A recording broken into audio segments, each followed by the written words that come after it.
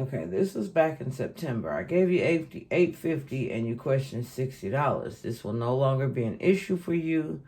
You don't have to worry about these pretend fights and constant embarrassment. Now, this is I had given him $850 towards the household. Somebody that told you don't have to do anything. You just be the brain. I'll make the money. The $60 that he texted me about was we on vacation in Orlando, and I went and got gas and groceries for us to eat. So I'm not even pointing, I'm kind of not pointing that out. I'm just letting him know, like, you ain't even got to worry about it no more. September the 12th. So we're in Orlando at my sister's birthday party where he is clearly tried to embarrass me, where I had to remove him from the party because he spazzed out because he interjected himself in something in my family, me and my family Jones, and he interjected himself like, oh, we have problems in our marriage like that too or whatever. So before they realized what he was saying and whooped his ass, I kind of got him out of there. So, but it wasn't the first time I've been embarrassed. That's why I said these pretend fights, so because he make everything into a fight and a constant embarrassment. He says to me, that ain't even half the rent each month. Ain't no pretend fights. You embarrassment me and disrespect me constantly, and I'm sick of it. I say, you make everything about you. You had nothing to do. And I'm letting him know, how did I embarrass you? Me and my sister doing the dozens. Me and my brother doing the dozens. And you come in here like, oh my God, yeah, my marriage sucks. Same reason. But everybody's drinking, so they don't realize you're doing some shit. But I risk you out of there before they realize it and beat your ass. So I said, you're making everything about you. You had nothing to do with it. And this is us in Orlando again, because we've never spent any time together on vacation. So this is me in the morning. Where are you? I done went out looking for him because he wasn't in the room. And when he sees me, because clearly he's hindsight, and that's what I say when I tell y'all hindsight, it's because I've learned something different. He was in someone's room watching our room. So when I left to look for him, it wasn't far because you see 4 minutes. I said, where are you? I was texting him from the car, just having left the room. He was texting me 4 minutes, probably downstairs or whatever, and he said the room. That's when he said, later on that night, you've been using a personal account way too much. Please don't make me regret opening an account with you. Now, this is 9 o'clock at night. We're still on vacation in Orlando, not together. We texting each other. And I said, I can't control what you regret, but I bought groceries today. And since you're not speaking to me, I had to use the card that came out of my wallet first. I'm not sure what to do. I don't know nothing about, and I'm letting him know, like, you act like you so mad because me and my sister got into something that we still speaking. You the one mad pretending me and my sister got into this fight that you can't forgive. Anything to be separate on this vacation. So I used the card that came out first. Whatever one accepted to get gas and food, I ran it. If it declined, I'd have used the next one. So I don't let you regret opening an account with me. You had to open an account with me because some people asked you to justify yours and you couldn't say drugs and bootleg TV. This is December the 19th. And I'm telling him, December was a tumultuous month for us. But I had already confided into one of his, and I'll say his because the travel business was his thing, not mine. Although I would have been good at it, it was a good, a lucrative opportunity. There was nothing good about it with his intentions. So I had to let one of the people that I felt had gotten to know me, know why I would probably no longer be a part of the travel business. So I let her know, and just on my way out, and this was when I knew it was time to go. There was nothing I could do. You know, he's bringing women to the house. He's everything is suspicious. He's taking the sex pills every day. He's doing all kinds of unethical, illegal activity. He's not trying to change like he said he was. He's even bold enough to tell me, haha, I lied. I ain't finna change. This all I know how to do. And mad because I'm saying that's not what you said. That's not what I want. So now he's made me the enemy. He's going to my family members that he think are weak links, and he's turning them against me. And it's just a lot. Instead of, like I told him, now that we realize, not for you, not for me, just walk away. But it didn't make sense for him to just walk away because he's done that so much. So he had to make me the bad guy and the enemy. But I'm still based on, part of me deserves this because I shouldn't have believed you. I shouldn't have been your friend. I should have been your friend and refused you instead of accepting and feeling sorry and doing all of this and risking it all for you. So on my way out, once I realized that I had a lot to do with drugs, the person that I confided in, I said, I'm going to try, before I leave, one last chance. And I said to him, I hate to see the devil win because you are such an incredible man. And this was, me just trying. I don't want to be the person that gives up. But I don't see me as the person that gives up. I'm the person that don't take the fuck shit. And I do want to be that person. But this is my friend of 17, 18 years. He knows everything about me. So I don't want to give him that. I want to give him the unconditional love of a friend.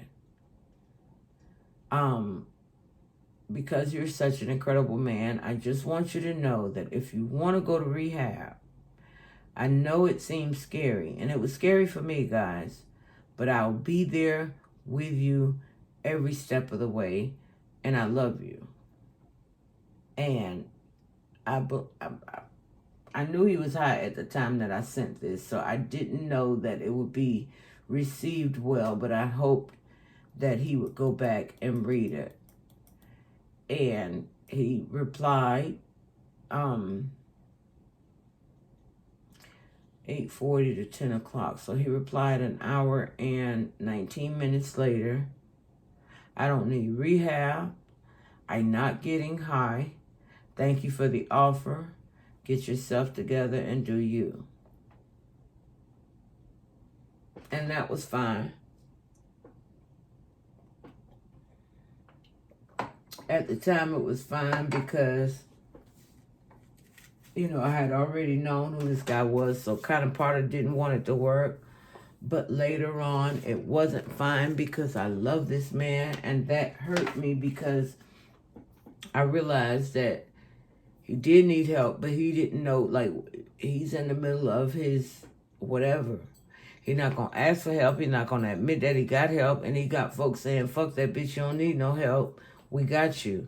But they also need help. They also cried out for help.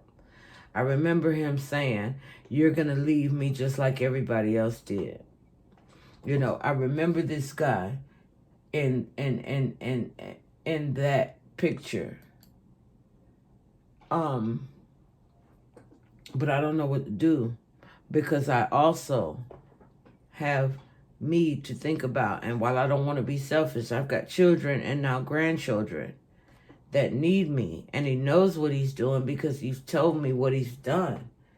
So he should be repentance and thanking God like he did for saving him and thanking God for new opportunities. That's what he was doing.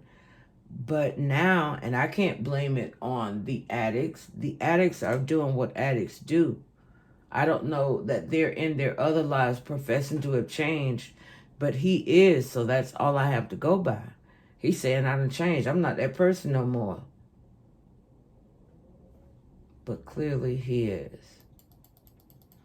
And I said, okay, just thought I'd offer. We need to notarize the paper and take my name off the lease. Okay, fine. So then since it's not drugs, I don't know what to do. And this is what I posted ultimately. When a loved one is dealing with substance abuse, you have to realize that your fight is against a principality and not the loved one. Real growth is not fighting back, but praying for that person. And that's the thing that I was on. That's the thought frame that I was on. That's the frame of thought that I was on. That's the concept that I was on. Like, not that I'm stuck with him as a husband, but we joked about being stuck with each other. And nobody's going to put up with us, and nobody's going to deal with us, and nobody's going to treat us right, so we might as well tighten up. Those were the middle parts that made me keep fighting, that gave me the energy to keep fighting, because it's not like I was a weak woman or a simple woman. I'm a complex woman when it comes to relationship, even if it's just simple relationships. But I'm also a person that gives each person their own rope. I don't want to charge nobody for what somebody else did. I'm never going to be a bag lady. And that may assist in me ignoring red flags. That may assist in me over empathizing and overthinking. But that's also going to assist in me not shutting down when the right person, when God sends them, when I'm finally healed and I'm finally fixed and I'm finally right. I'm not going to run the right person off because of what the wrong person did. This is more of the relationship. You are no longer associated with me. So what am I supposed to do? Leave the website up. Leave the website open for you to do whatever you want to do and say whatever you want to say on it. If you're saying that I'm bitter, and like I said, I posted them as they came, so I'm reading backwards. So this is in response to the one that'll probably come before that. But what he's saying is he's justifying why he changed the password. Why he changed the passwords to the website so that I couldn't access it, even though I had built it. And he said he don't know why I'm bitter, but I need to move on. Like, that website was mine because I paid for it. So I don't know why you acting like now he's treating me like I'm bitter about a relationship, but I'm saying, wait a minute, I'm not. Like, I built that website. So what I'm saying here is, if you're saying I'm bitter, you have me mistaken. I chose to leave you. You're right. I didn't know you were an addict. I didn't know you were a dealer. I didn't know you gave addicts free run of your house.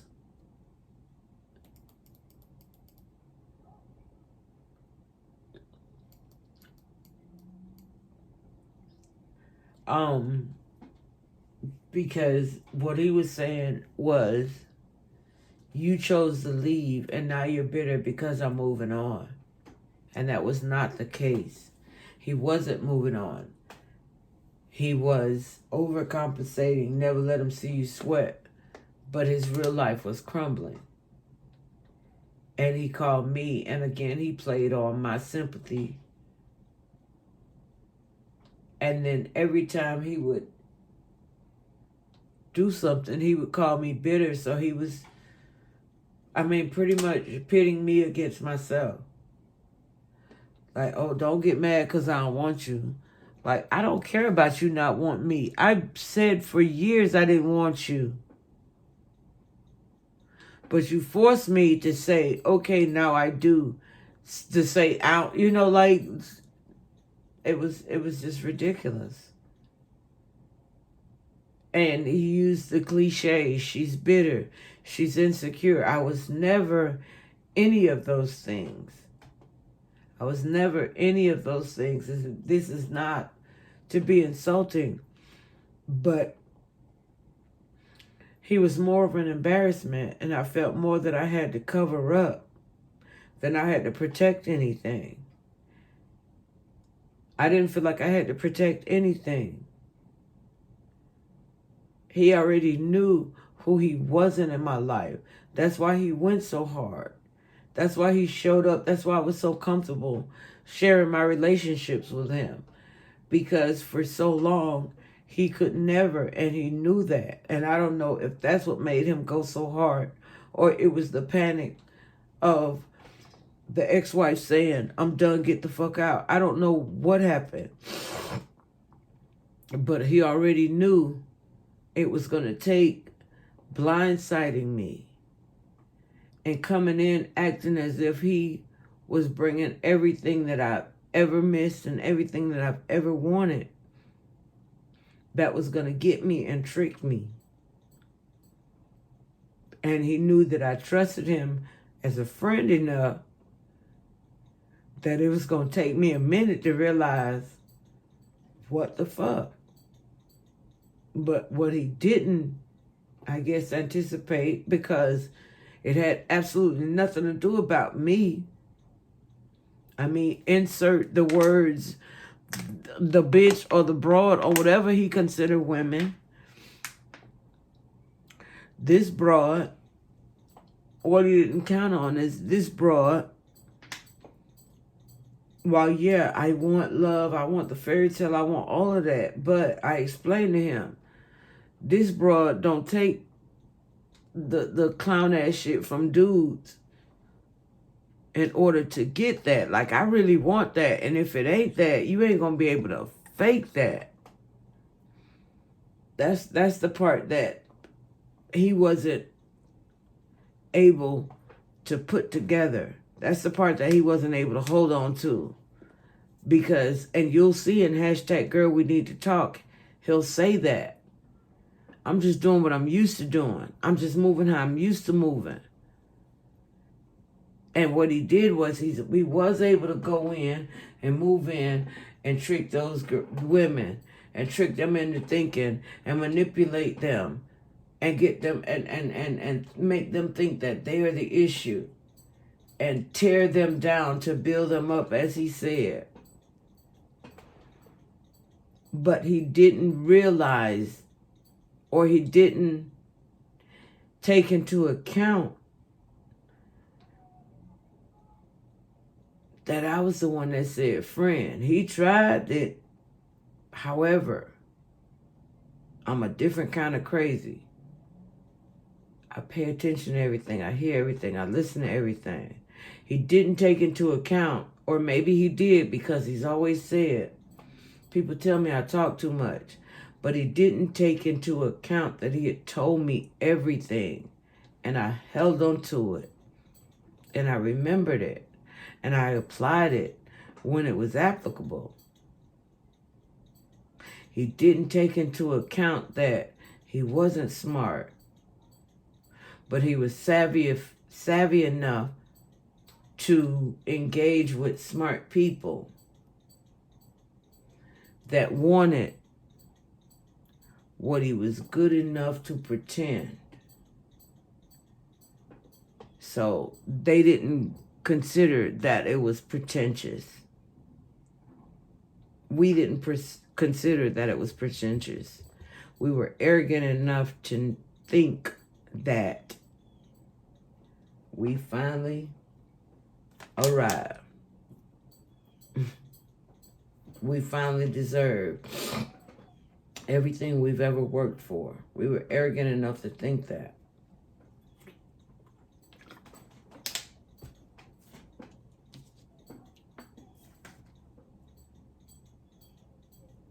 And he learned that arrogance and expectations is his ticket to paradise, and he can move through them because he don't care enough about them. He wished his mom had been strong enough, so the fact that we ain't strong enough to see him coming, that's on us. This says, that's because we've never got to discuss all the things that you were doing. He was trying to, again, blame me just for leaving. And he said, regardless of why you left, we'd have been okay if you just had not left. It's on you. And if you had stayed, anything could have been fixable. And I said, that's because we've never got to discuss all the things that you were doing. We never got to discuss all the women that you were involved with. Still. We never got to discuss the sex pills. Excuse me. In order for us to move on, we have to pretend that that never happened so we can act like all I did was turn left when you said turn right, because when I would say, tell me what I did, he was able to point out, remember that time we was at the airport and I told you to turn left? You turned right. You just refuted everything I said. When you knew exactly what you were doing, is what I said to him. When you knew exactly what you were doing. You have always lived this way, and you think that you can have your cake and eat it too. And I was just supposed to sit down and shut up.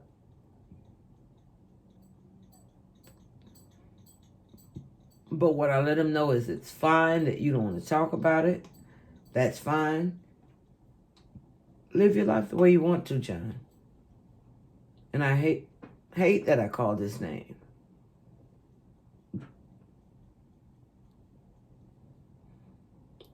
But what I told him is, live the way you want to live your life. But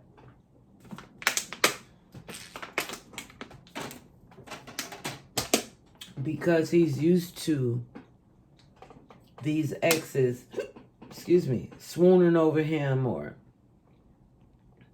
he's used to convincing them that they messed up by not being able to take it anymore, I had to let him know I wasn't having a hard time with the breakup.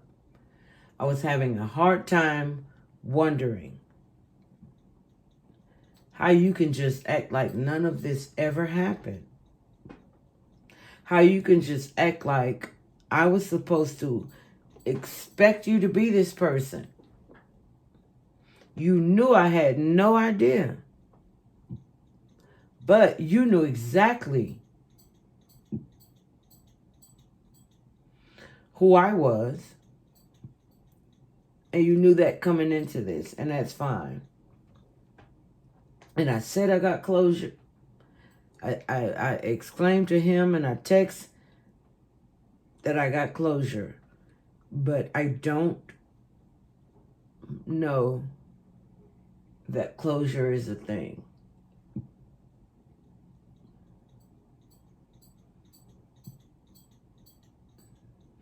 I got a point where I stopped. I don't know, once you open certain wounds, you don't get to close them. You get scars from them.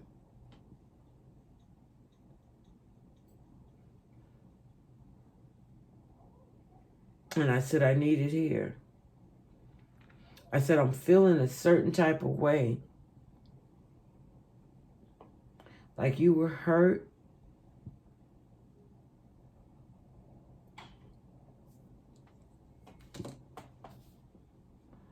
I'm feeling like you were hurt.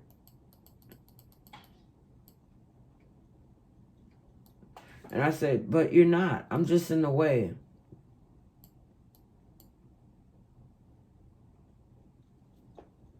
I felt like he was reacting out of hurt, but I realized, like he said, he was moving how he knows to move. He was surviving how he's always survived. It had absolutely nothing to do with me. I wish you had been comfortable and had not brought friction in the way that I'm moving, because that's how I'm going to move anyway. And the fact that you're against that sucks to be you right now, but I'm going to have to keep going.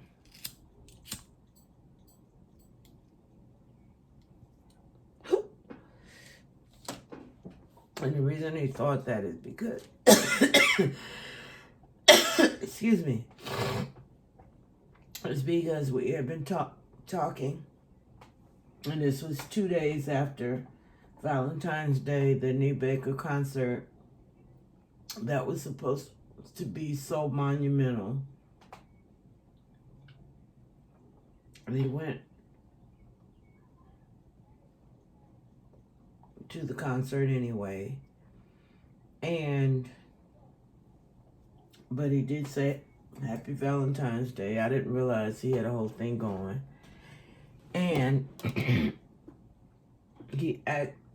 I was still going through it.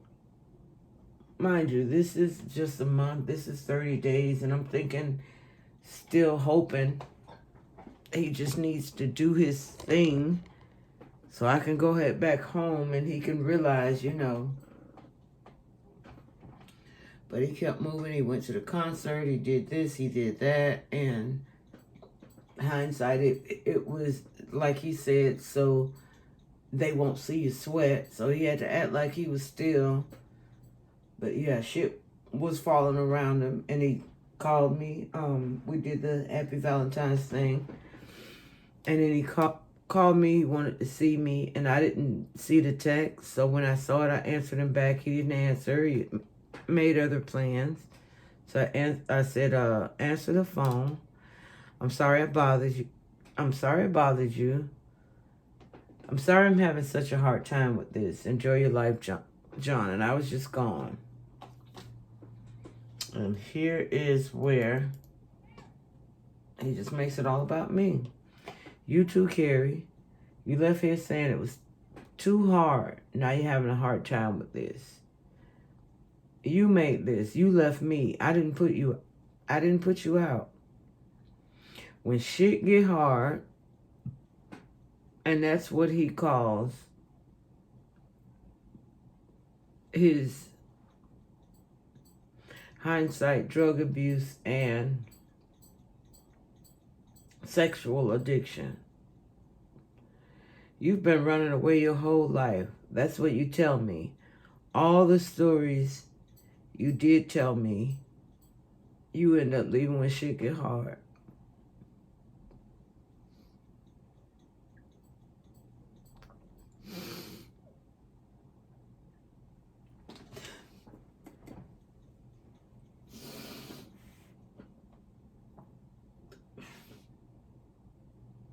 And for me, that's fucked up because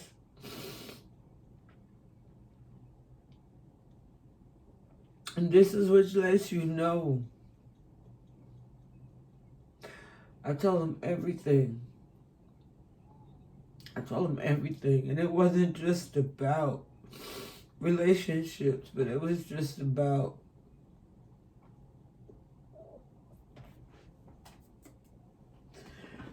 shit be crazy for no reason and shit get hard. And I'm not a fighter. I don't stay and fight. My thing is, if it's that hard, don't force it, like my mom has always told me, so I get the hell on.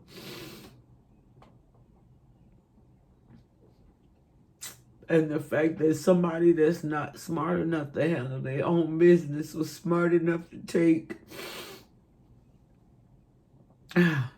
boy, excuse me. But the fact that somebody that's not smart enough to handle their own business is smart enough to take my pain and my confidence and use it as a weapon. Like, that's some fucked up shit. What you tell me, all the stories you did tell me, you end up leaving when shit get hard. You always leave, so ain't nothing new. And I replied, that's because we never got to discuss all the things that you were doing. We never got to discuss all the women that you were involved with. And still, we never got to discuss the sex pills. And this just repeats. Like I told you, I was going backwards. But I was just screenshotting the text messages at this point, guys. And just putting them on. We have to pretend that none of that ever happened so we can act like all I did was turn left. And that's what I would do. I would just accept responsibility for my reaction to his bullshit without addressing his bullshit. And because we didn't address his bullshit continued to happen. And it's nothing about this guy that's special. It's just about me and how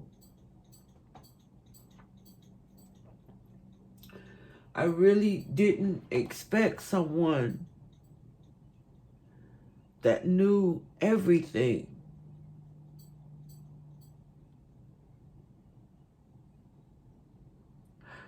It's I should have, though. I should have. Anyway, it's about being tried. It's got nothing about being, like, I've been in relationships. They work, they don't work. You like each other, you don't like each other. But it's just the manipulation for me. We have to pretend that none of that happened so you can act like all I did was turn left when you said turn right. You know exactly what you were doing. You've always lived this way. And I told him, because he told me, I just reminded him, you've always lived this way, and you said it's because you've always had to. Because nobody going to take care of you but you, so you think that's being taken care of. This might be the day before that, and I think this is what happened.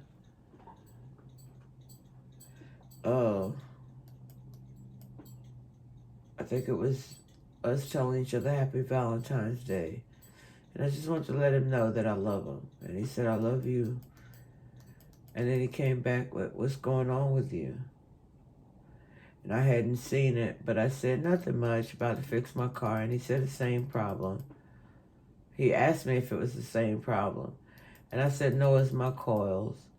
I needed a battery at first, then it let me know the real problem. $209 at AutoZone and $40 at Amazon. So I was just letting them know, you know, I got it together. And he said, oh, okay. I said, you've been okay. And he said, I'm not going to complain. I'm doing the best I can. This February 16th. Hindsight, he's had a lot of company since then. And then, I don't know what happened, but the next morning, he says, good morning, how are you?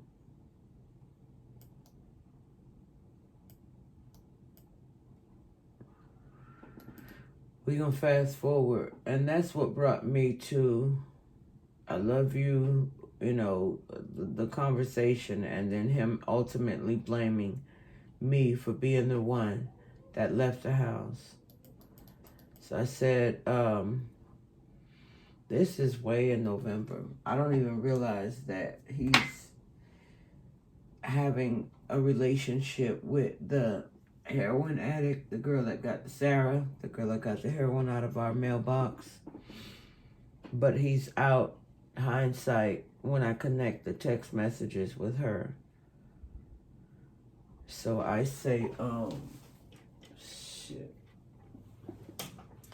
So I said, will it be much longer with the cigarettes? Because he asked me when he left, did I need anything? And I said, can you bring them back and then go back out? because he had gone into his bag. So I knew he was going to be gone for a couple of hours. He didn't answer. I said, hey, babe, you okay? I didn't see this phone ring, and it was in the room. I didn't see this phone ring, and it was in the room. Now, November 11th, if you'll take note, was around the time that he said we needed to go to T-Mobile. That's when we swapped phones out. And when we switched the phones out, he had given me the phone, but he had 4 AT&T accounts. He was estranged from his son and getting ready to cut him out because he's not giving him the money. But the people told him that he already had 4 accounts and he couldn't put me on the phone. So he gave it to me, wanting me to take my second phone number from my son, since his son wasn't paying for his. He's got 4 lines. I only have 2. But he's giving me a phone and saying, I'm going to cut my 2 off, but you can go ahead and... So anyway, I didn't even bite. I didn't do anything. So he realized that was some crazy stuff. And it goes a lot deeper than that. But he went ahead and...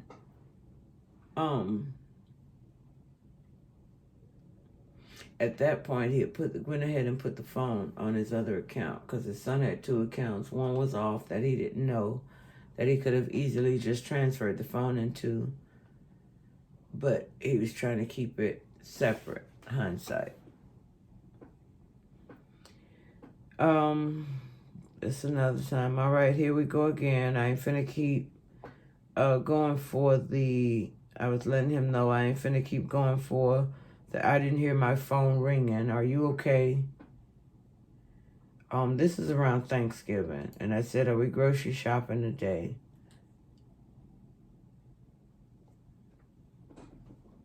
I texted him and said, are we grocery shopping today? Mind you, if you go back in the text messages, he had met up with the tax junkie. She wanted to hang out with him and meet up, so they did. So he texted me an hour and 40 minutes later saying that I asked you if you wanted to come, and I'm letting him know, no, you asked me if I wanted to go ahead. I said, but it's all good. So I let him do his thing.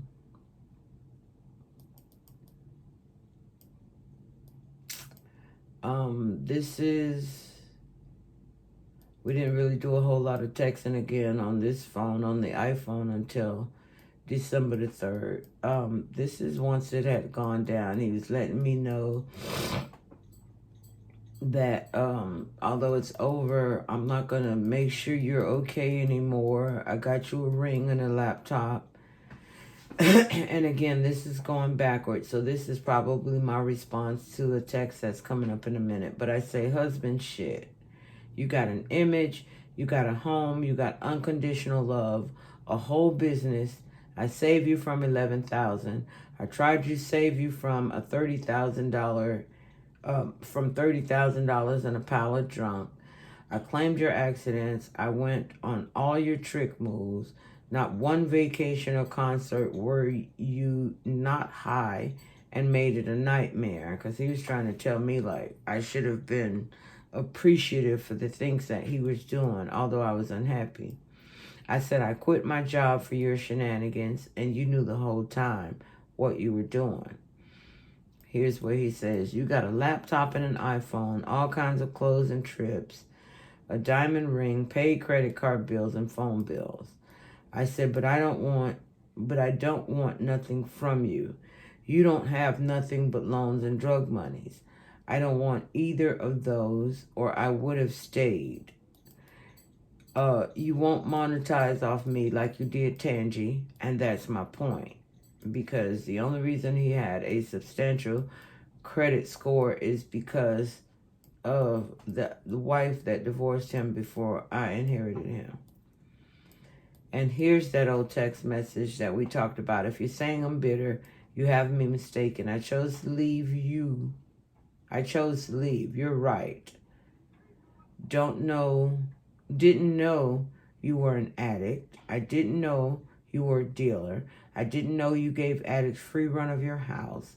I didn't know your plan was to run a trap. I didn't know your plan was to run drugs through the website in the mail. So yeah, I did choose to leave, but I left like a lady.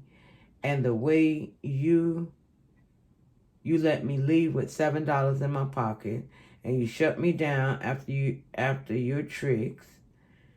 You married me. I've been told you I didn't want to do this with you. So if you think that you're going to mush me up for a year and then just get to walk away, unfortunately, it's not going to work like that. It's not going to work that way, dear. And that was my response to him telling me he gave me a laptop and a ring. Let's see what else we've got left. And this may be it.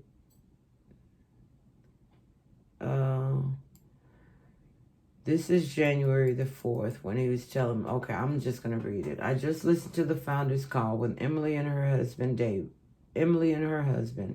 David and Nikki, and Nina and her husband all made 6 figures, and they talk about working together. As a trainer and a co-sponsor of the Money Team, when do I get to meet all of your new recruits? When we board in a plane and we all go on a trip together?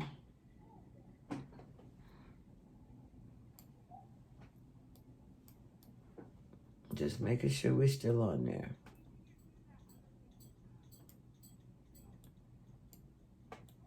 And that was in response to him telling me all of these new people are rejoining the Money Team or on the Money Team, and they're on auto pay. And I know because I was sitting there listening, it's women that you've told that, okay, I'm not with her no more, and that you used to hunch on, or that used to buy dope from you, and y'all did y'all thing. So they think that they're being loyal to you by joining this travel thing, as you call it, quote unquote travel thing, and they're not really interested in booking travel, but you telling them you're gonna give them the streaming internet for free. And they don't, and in exchange, they pay for the travel. So now they don't pay $20 a month, which 20 times 12 is $240. They don't pay that for internet. They get free internet because you get it free. It might cost you $20 for the whole year, but you get it free. Excuse me. So you convince them to pay $69 a month, but you get all the TV you want, and they get the company of being a part of you and a part of your thing. That's what I mean. That was my draw. Plus, you was paying for mine, so I don't know how much of those you're paying for, but I know you've convinced the tax junkie. You convinced the ex-wife, and she actually travels, so maybe she could make some money, so she may actually be paying for her own. But all of these other people, yeah. What they think is they're still saving. What regular cable is? $200 a month? Pay $69 and I'll give you free cable. Okay, so this is the bottom part of a message, that you can have your cake and eat it too. I was just supposed to sit down and shut up, and that's fine. You don't want to talk about it. It's fine. Live your life the way you want to. Live your life. I wasn't having a hard time breaking up. I was having a hard time wondering how you can just act like none of this ever happened, and how you could just act like I was supposed to expect you to be this person when you know I had no idea. You knew exactly where I was coming from and who I was coming into this. But that's fine. I've got closure. I need I needed that. I am feeling a certain type of way, feeling like you were hurt and you were not.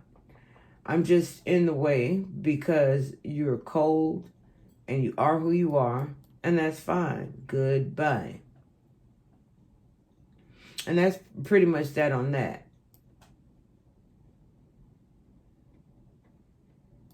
This is a conversation that he's having with the ex-wife, the monster, remember? I'm happy for you. You deserve it. And more. Praise God. He's saying you too. You truly one of his angels. I'm better because of you, and I'll tell anyone that.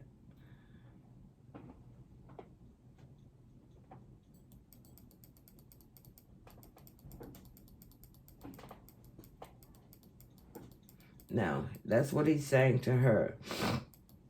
And you guys have seen, because it's public, just the text messages, how I got into this mess. Go to hashtag girl, we need to talk how I got into this mess. That's him confessing all of this. But before, look at the vetting, where he's telling me it's over and she's awful. And we'll talk about that. We'll talk about the things that he said, because I was able to write down and remember and reflect on the things that he told me just until this point. And this is her. Thank you. How was your trip? And he's saying the trip was great. Now, mind you, this is the cruise that he didn't get to take because he forgot to get on the ship and ended up back here that Friday. This is a couple of days later while he's living here. He's telling her the trip went great. Let's see, what else we got going on here? You also need to come get this food Wednesday, April the 12th. He's saying, okay, I'll see you later. That was 2 hours later. He's living here. And this is during a basketball game, so she doesn't even know that he's lost that house and he's not living here.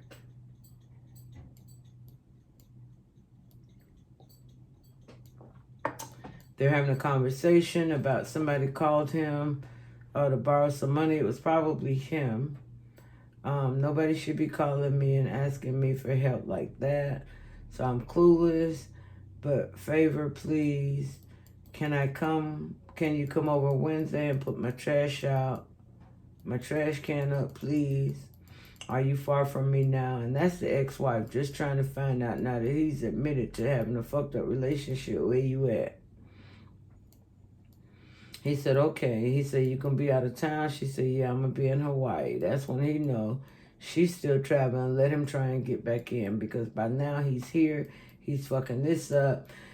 He done told a couple people that he's in it to win it. Now, this is his response to me while we're here. While I'm telling him all I was trying to do is be a friend. He said, thank you for being a friend, but I never wanted to come there. You paint a picture of us being on one accord and saving money, and you would help contribute towards the bills and working to pay down our credit. I paid to have your car fixed, and you didn't do anything but hang out at Mary's in Charlotte. But that wasn't the thing. You still have insecure feelings about me and no trust. I've never been with anyone or tried to be with since I've been there. Now, mind you, that conversation with him and the ex-wife was while he was here. That conversation with him and the tax junkie that he got the Jaguar from was while he was here. But he has no problem telling complete lies. He said, but you have insecure feelings about me and no trust. I've never been with anyone or tried since I've been there, but you don't believe that, and it's all good, baby. I wish you success and happiness. I just want my things, no problem from me. Now, he said he wanted his things out of the house. It took me a day and a half to get his things in the house. It should have taken him with what he considers his money and his power, at least or at most a day and a half, to get his things out of here. And at that point, I'm walking on eggshells, and he's right. I did have the plan on moving forward. We're going to forget everything you've done, because by now I've confirmed you've done everything. But we're going to forget that, and we're going to move forward. We're going to be in one accord. But you haven't done any of that. You're seeing more and more, and you're being more and more disrespectful. You're doing more and more drugs. You flipping my son's house out, which is disrespect number one. So I said, John, you're talking stupid. It don't work. I just agreed to keep you calm because I didn't want to fight anymore, guys, especially in my son's house. Imagine if my son found out we had our third altercation in his home. I said, you're still complaining, and I saved you. The $1,200 you gave, the $1,200 you paid, I gave you $950 of that back. And this $1,200 is a fraction of what you would have paid had I not saved you. You fuck everything that moved, and that would fuck you back.